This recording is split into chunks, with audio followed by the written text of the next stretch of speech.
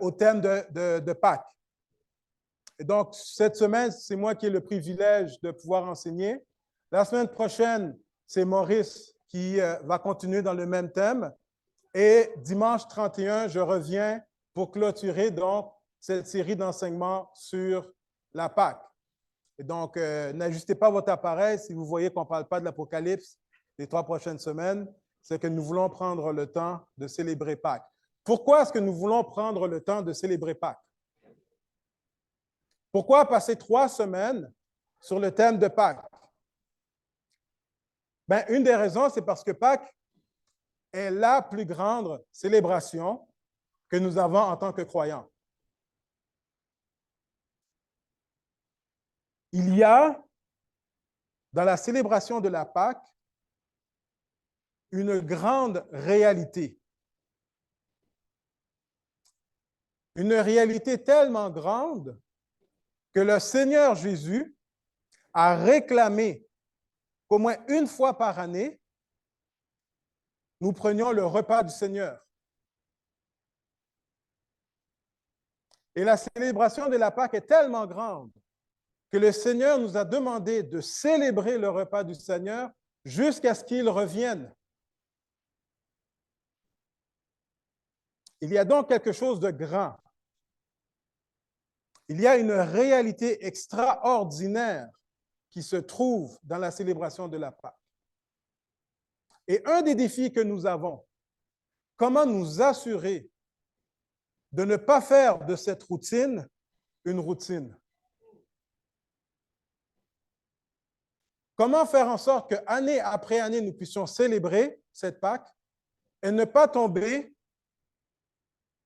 dans une certaine modalité?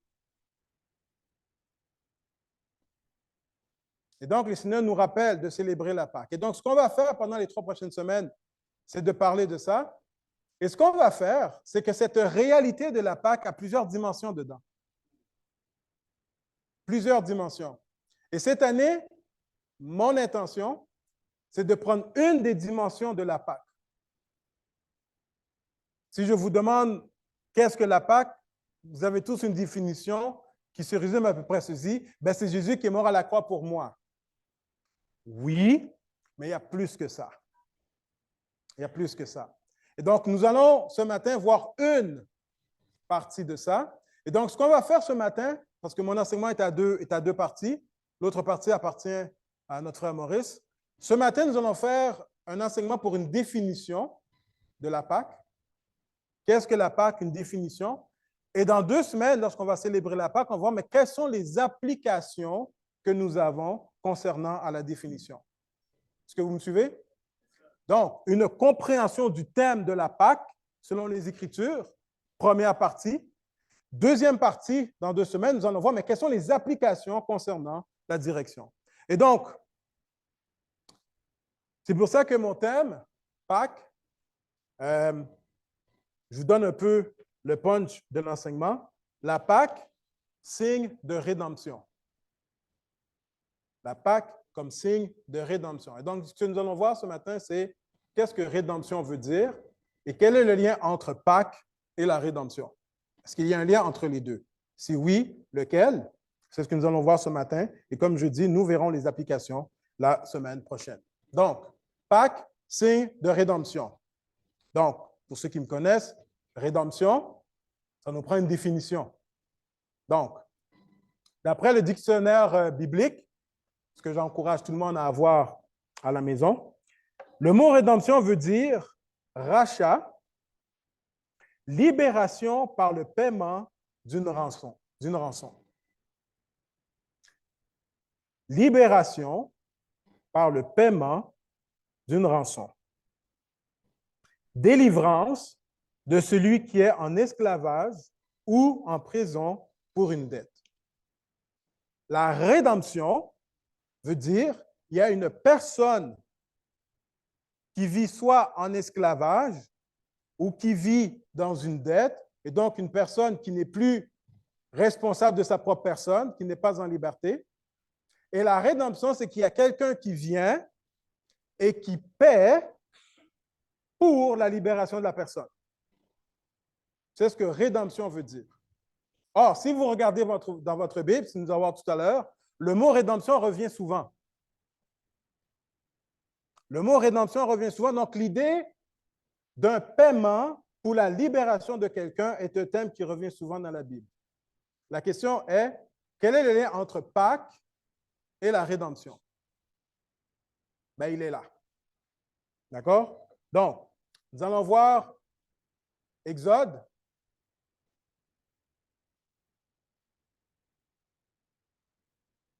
C'est bon? Nous allons voir Exode. Vous connaissez l'histoire, donc je passe rapidement. Israël est en esclavage en Égypte. Le peuple crie vers Dieu.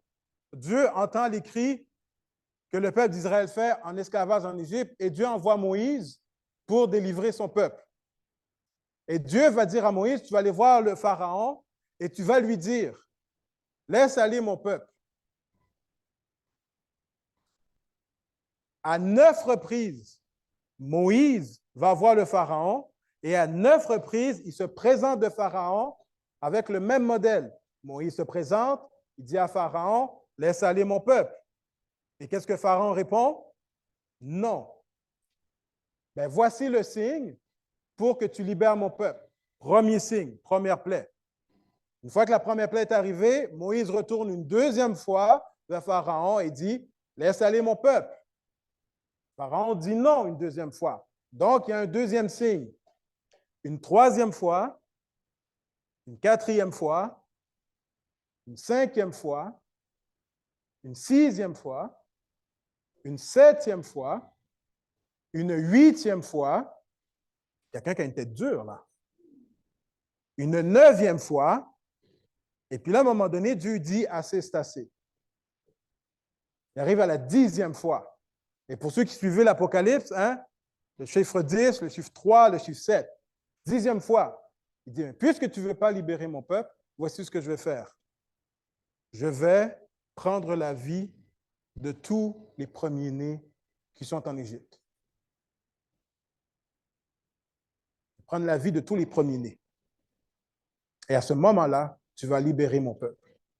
Vous vous rappelez qu'au début de l'histoire, le Pharaon a voulu faire tuer tous les enfants mâles en Israël? Et bien là, maintenant, Dieu dit, mais ma dernière plaie, ma dernière demande pour que tu comprennes, je vais te refaire ce que tu as fait à mon peuple. Je vais te prendre tes premiers-nés aussi. Et donc, Dieu décide de prendre la vie des premiers-nés. Et donc, juste avant que cela arrive, Dieu donne des instructions à son peuple. L'Éternel dit à Moïse et à Aaron dans le pays d'Égypte, ce mois-ci sera pour vous le premier des mois. Il sera pour vous le premier des mois de l'année. C'est intéressant. Premier mois de l'année. Qu'est-ce qu'il est en train de dire ici? Un nouveau calendrier commence. Votre délivrance va marquer un nouveau calendrier pour vous. Vous ne serez plus sur le calendrier de votre esclavage, vous allez avoir un calendrier de votre libération. Ce sera le premier jour pour vous. Autrement dit, c'est une sorte de création. Il y a une création au début de la terre, il y a maintenant une nouvelle création pour le peuple de Dieu. Très important, très important. Donc, ce mois-ci sera pour vous le premier des mois, parce que ce mois-ci va vous rappeler votre libération. Et donc, à chaque fois qu'ils vont recommencer l'année, ils vont se rappeler, nous recommençons l'année à cette date. Pourquoi? Parce que cette date signifie notre libération. Il sera pour vous le premier mois de l'année. Parlez à toute l'assemblée d'Israël et dites, le 10e de ce mois, on prendra un agneau pour chaque famille, un agneau pour chaque maison. Si la maison est trop peu nombreuse pour un agneau, on le prendra avec son plus proche prochain, son plus proche voisin. Selon le nombre des personnes, vous compterez pour cet agneau d'après ce que chacun peut manger. Ce sera un agneau sans défaut, mâle, âgé d'1 an. Vous pourrez prendre un agneau ou un chevreau. Vous le garderez jusqu'au 14e jour de ce mois. Et toute l'assemblée d'Israël l'immolera entre les deux soirs. Donc, entre le 14e et le 15e jour, le soir, on va prendre l'agneau et on va l'immoler. Verset 7. On prendra de son sang et on en mettra sur les deux poteaux de la maison et sur le linteau de la porte des maisons où l'on le mangera. Cette même nuit, on en mangera la chair, rôtie au feu. On la mangera avec des pains sans levain et des herbes amères. Vous ne le mangerez point à demi-cuit et bouilli dans l'eau.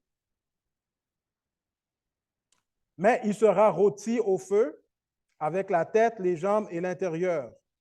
Vous n'en laisserez rien jusqu'au matin, et s'il en reste quelque chose le matin, vous le brûlerez au feu. Quand vous le mangerez, vous aurez vos reins sains, vos souliers aux pieds et votre bâton à la main. Et vous la mangerez à la hâte. Pourquoi? C'est la Pâque de l'Éternel. Autrement dit, entre le 14e et le 15e jour, le soir, vous allez prendre l'agneau, vous allez l'immoler, vous allez prendre son sang, mettre sur les portes, sur le linteau. Vous n'allez pas rôtir, vous n'allez pas bouillir l'animal, vous allez le rôtir. Pourquoi? Je ne sais pas, mais il fallait le rôtir. Quand Dieu donne un ordre, t'écoutes, même si tu ne comprends pas. Oh, mais moi, Seigneur, je le veux bouillir. Non, rôti. T'écoutes. Quand tu le manges habillé. Mettons que c'est l'hiver. Ça veut dire que quand tu manges avec tes bottes, ton skidoo ou ton culotton ici, ton manteau d'hiver, tes gants, ta tuque, ton foulard. C'est ça qui veut dire là. Tu ceins tes reins, tes sandales, tes bâtons, tu le manges habillé et tu le manges vite. Tu le manges vite. Pourquoi? C'est la Pâque de l'Éternel. Là, il explique pourquoi. Cette nuit-là, je passerai dans le pays d'Égypte et je frapperai tous les premiers-nés du pays d'Égypte. Depuis les hommes jusqu'aux animaux, et j'exercerai des jugements contre tous les dieux de l'Égypte. Pourquoi? Parce que je suis... Maintenant, écoute bien ce qu'il dit. Il dit, je vais passer dans le pays de l'Égypte. Je répète, je vais passer dans le pays de l'Égypte. Il ne dit pas, je vais passer juste aux Égyptiens. Je passe dans le pays de l'Égypte. OK? Je vais vous expliquer pourquoi je dis ça. Le sang vous servira de signe sur les maisons où vous serez. Je verrai le sang et je passerai par-dessus vous.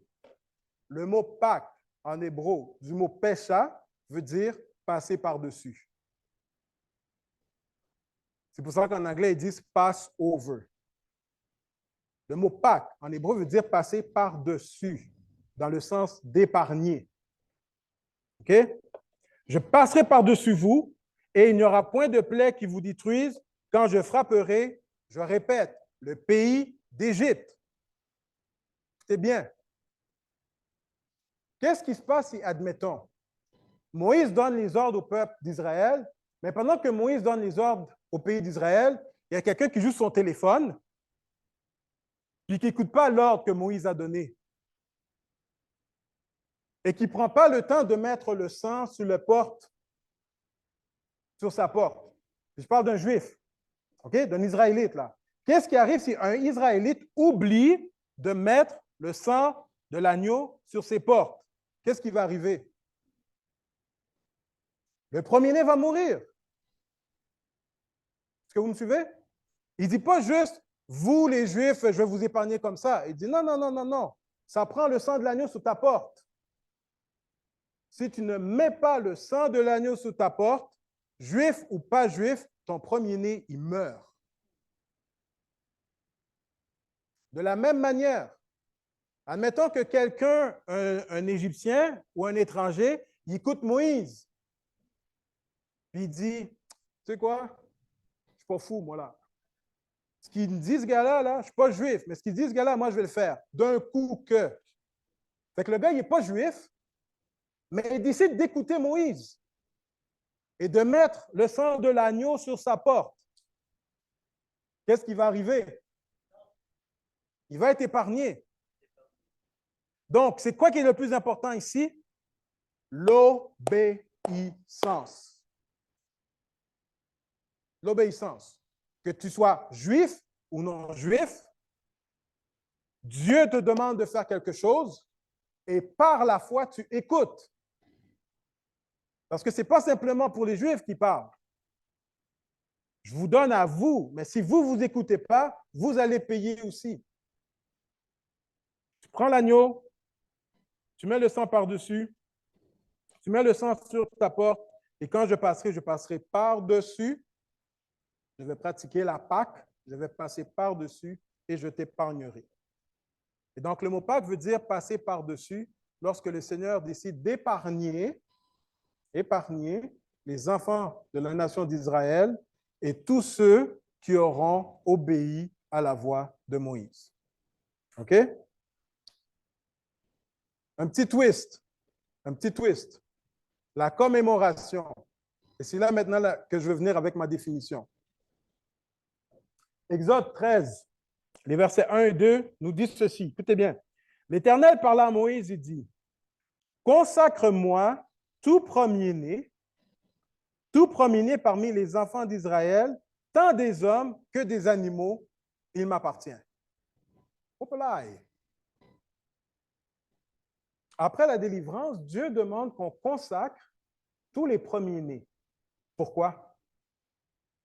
Pourquoi est-ce que Dieu demande que tous les premiers-nés, autant chez les hommes que chez les animaux, soient consacrés à l'Éternel? Intéressant. Les versets 11 et 15 nous donnent un peu plus d'explications. Quand l'Éternel, écoutez bien ce que Dieu dit, quand l'Éternel t'aura fait entrer dans le pays des Canaan, il ne dit pas si, hein? Il dit quand. Okay? Quand? Quand l'Éternel t'aura fait entrer dans le pays des Canaan, comme il l'a juré à toi et à tes pères qu'il t'aura donné, tu consacreras à l'Éternel tout premier-né, même tout premier-né des animaux que tu auras. Voyons. Pourquoi? Les mâles appartiennent à l'Éternel. Là, je vous fais grâce parce que au moins 6 à 7 fois, Dieu va répéter cette parole. Puis au début, j'avais tout mis les 6 et 7 fois, puis je me suis dit, bon, je vais faire exploser leur tête là. On comprend le point. Dieu réclame tout premier-né, autant chez les animaux que chez les humains. Réclame. Appartiennent à l'Éternel. Verset 13. C'est quoi qui dit? Tu quoi? Tu rachèteras. Ah, OK. Tu rachèteras avec un agneau tout premier-né de l'âne, et si tu ne le rachètes pas, qu'est-ce que tu dois faire? Tu lui enlèves la vie. Tu ne veux pas racheter l'âne? Tu lui enlèves la vie. Et il va dire après, tu rachèteras aussi tout premier-né de l'homme parmi tes fils. Maintenant, remplace le mot rachet par le mot rédemption. Parce que c'est ce que rédemption veut dire, pas vrai? Racheter. Tu rachèteras aussi tout premier-né de l'homme parmi tes fils. Une petite parenthèse. C'est le même principe lorsque Dieu dit tu donneras la dîme de ton sang, de ton champ. Les premiers fruits de ton champ, tu les donnes à l'Éternel, que ce soit tes fruits, tes légumes, ton blé, tout ta dîme. Autrement dit, la dîme, c'est le même principe que le premier-né. Tu rachètes le premier-né des animaux, tu rachètes le premier-né de ton enfant, tu rachètes les premières récoltes de tes fruits. C'est tout le même principe. Tu dois offrir à l'Éternel toutes ces choses-là. La question, c'est pourquoi? Il dit, et lorsque ton fils te demandera un jour que signifie cela, tu lui répondras. Vous êtes avec moi? Par sa main puissante, l'Éternel nous a fait sortir d'Égypte, de la maison de... Nous n'étions pas capables, par nos propres moyens, de sortir de l'esclavage. Nous n'avions pas la force ni les ressources humaines de sortir par nous-mêmes de cette emprise qui nous faisait tant de mal. Donc, Dieu, par sa main, nous a délivrés. Et comme Pharaon s'obstinait à ne point nous laisser aller, l'Éternel fit mourir tous les premiers-nés dans le pays d'Égypte, depuis les premiers-nés des hommes jusqu'aux premiers-nés des animaux.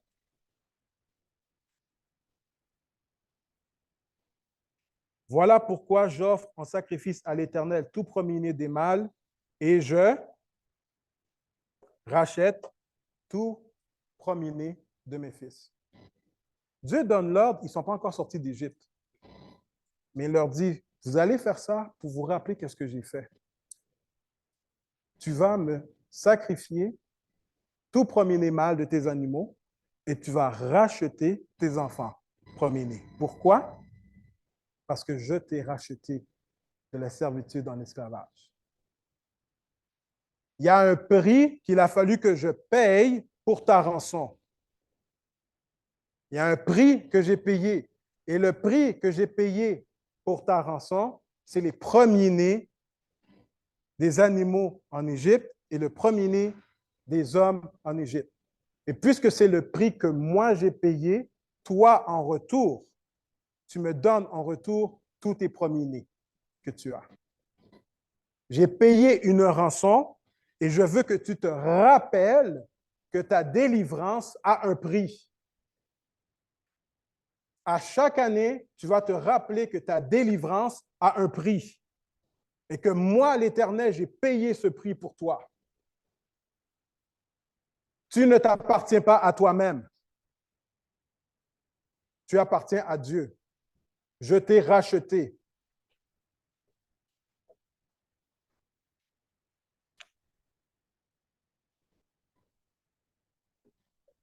Ce qui nous ramène à la Pâque aujourd'hui.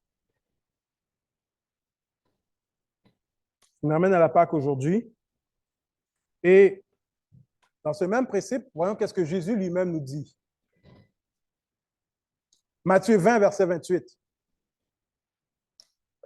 C'est ainsi que le Fils de l'homme, Jésus, qui parle de lui-même, dit, le Fils de l'homme est venu non pour être, on est là, non pour être servi, mais pour servir. On prend une pause, on ne lit pas trop vite. Jésus n'est pas venu pour être servi. Il est venu pour servir. Et servir comment? En donnant sa vie. Et en donnant sa vie comme quoi? Ah! Il donne sa vie en rançon. J'étais voir le mot rançon. Prix que l'on exige pour délivrer une personne que l'on tient captive. Jésus dit, je suis venu donner ma vie en rançon pour votre liberté.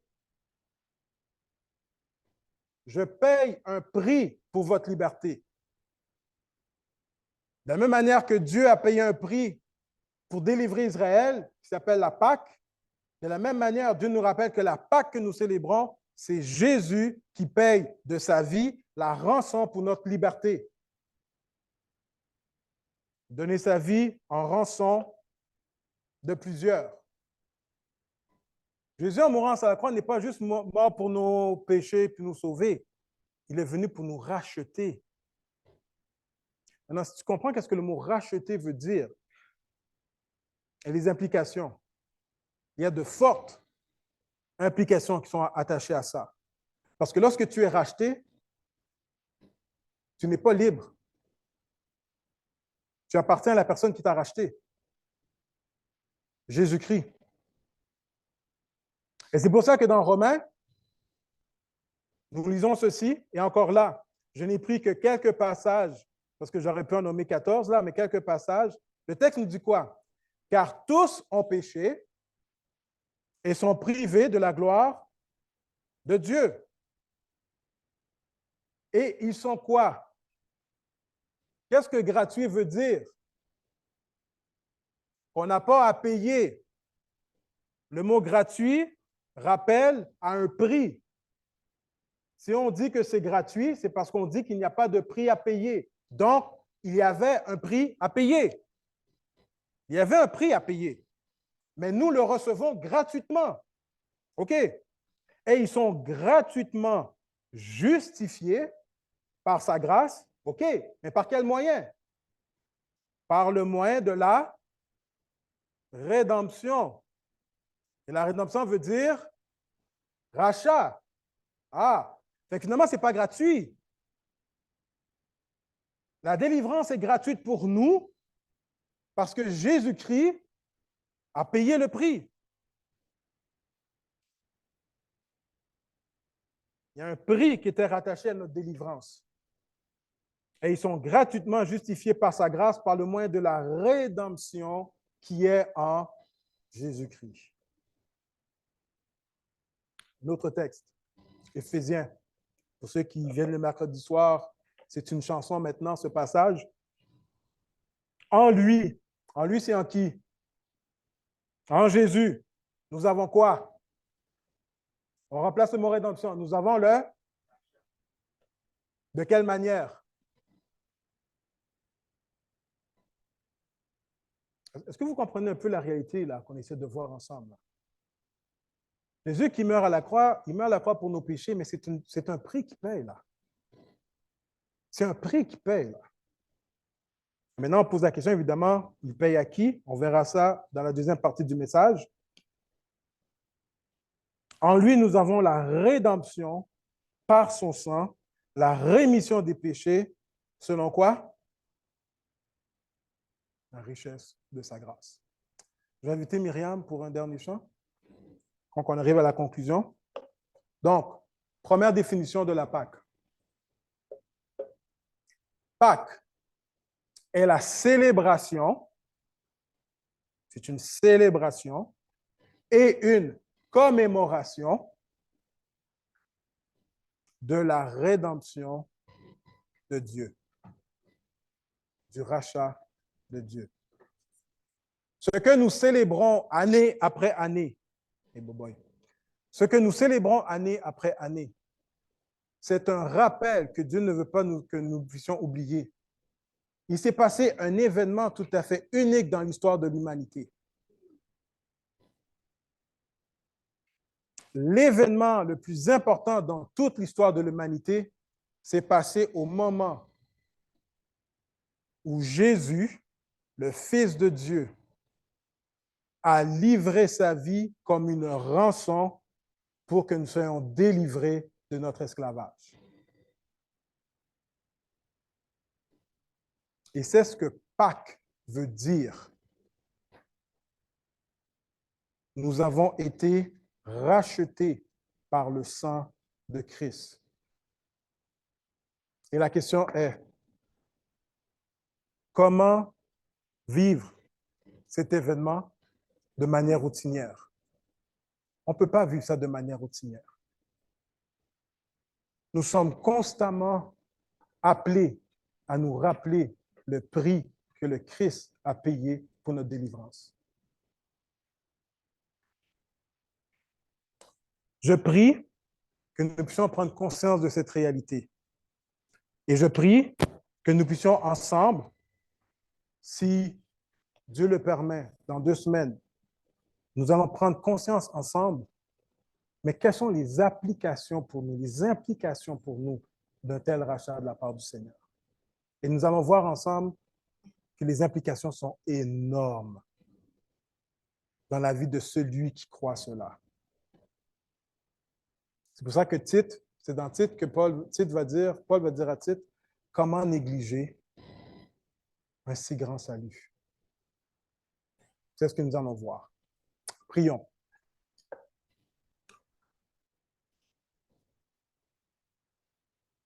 Non, Seigneur, nous ne voulons pas négliger un si grand salut.